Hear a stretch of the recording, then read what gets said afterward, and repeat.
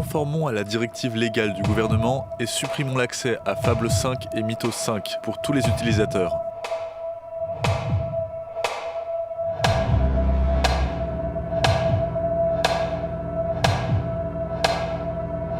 L'administration Trump s'inquiète de l'utilisation de ces modèles, notamment par la Chine.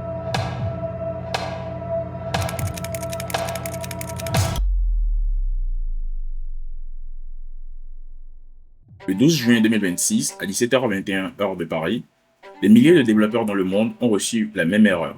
Certains à Paris, d'autres à Lagos, à Séoul, à Sao Paulo. Ils utilisaient le même outil de travail depuis des mois. Et en quelques secondes, il avait disparu. Personne ne les avait avertis et c'est là que le problème commence. Personnellement, j'ai reçu cette nouvelle le 12 juin dernier et j'ai eu envie de comprendre exactement ce qui s'était passé. Pas juste l'événement, mais plutôt ce qu'il révèle. Parce qu'en soi, cet événement, il pose une question qu'on esquive depuis des années. Est-ce que tu possèdes les outils numériques que tu utilises tous les jours ou est-ce que tu y as juste accès? Parce que c'est le genre de choses qu'on ne remarque que le jour où l'on perd ce dernier. Je suppose que la plupart d'entre vous connaissez Claude. Et Claude est fabriqué par l'entreprise que l'on nomme Anthropic.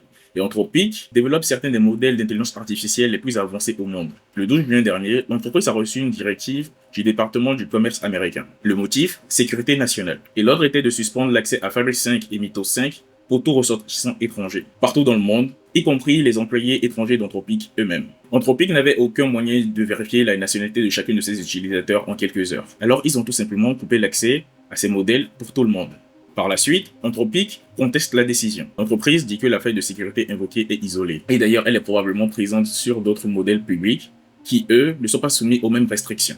Elle décide quand même de s'y conformer, et ce, parce qu'elle n'a pas le choix. Et là, on se rend compte que ce n'est pas seulement une décision de sécurité, c'est une démonstration de pouvoir du gouvernement américain. Pour les plus jeunes, on peut penser que cet événement est sans précédent. Malheureusement, ce n'est absolument pas le cas. Déjà en 2019, un développeur iranien a ouvert son compte GitHub un matin. Pour ceux qui ne connaissent pas, GitHub est une plateforme où des millions de développeurs, y compris moi-même, stockons du code, notre travail, parfois des années de projet. Et un matin, cet Iranien-là, son compte était partiellement bloqué, sans préavis et sans possibilité de récupérer son travail avant la coupure. Par la suite, le PDG de GitHub a confirmé publiquement l'entreprise est soumise au droit commercial américain. Les sanctions s'appliquent et n'a pas le choix non plus. Il y a exactement 7 ans qui séparent ces deux événements. Le contexte y change, mais le mécanisme, il est le même. Ce qui s'est passé avec GitHub en 2019, puis avec Anthropic en 2026, ce n'est pas une anomalie. C'est la logique d'un système que l'on a accepté sans vraiment le formuler. Si l'on prend la plupart des services ou applications que nous utilisons tous les jours, on ne possède rien. Spotify, on loue l'accès à la musique. Netflix, on loue l'accès à des films. Et d'ailleurs, il ne se dérange pas de changer le catalogue tout le temps. Donc, ton film préféré hier que tu peux retrouver sur la plateforme, demain, tu peux ne plus le voir. Google Drive, tu loues l'accès à des serveurs sur lesquels tu stockes tes propres fichiers. Notion, ChatGPT, GitHub, tu ne possèdes véritablement rien. Tu loues tout. Et la plupart du temps, ça passe.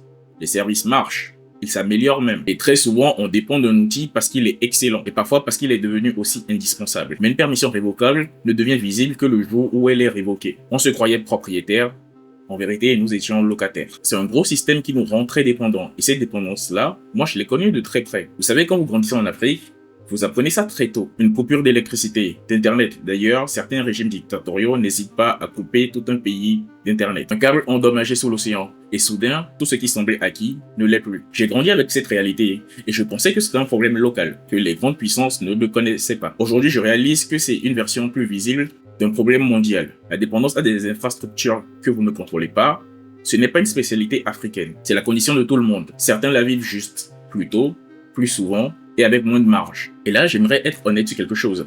Cette dépendance n'est pas forcément le résultat d'une grosse machination. Si par exemple nous prenons les services américains, ils sont souvent les plus excellents, les plus innovants, les plus fiables, les plus pratiques également. Et c'est justement pour ça que l'on en dépend. Et heureusement, aujourd'hui, de plus en plus d'alternatives commencent à exister. Nous avons le cas de Mistral AI en France et le cas de Gaia X en Europe. Et de tout ça, on remarque des tentatives sérieuses de construire des alternatives. Mais l'écart de capacité, il reste réel. Et la souveraineté a un prix de performance, au moins à court terme. Et la question, ce n'est pas dépendance oui ou non, mais plutôt à quel niveau, sur quels outils, pour quel usage critique, et est-ce qu'on y a réfléchi consciemment ou est-ce qu'on attend à ce qu'une erreur 404 nous y force. Le développeur iranien dont je parlais en début de vidéo a fini par récupérer une partie de ses accès.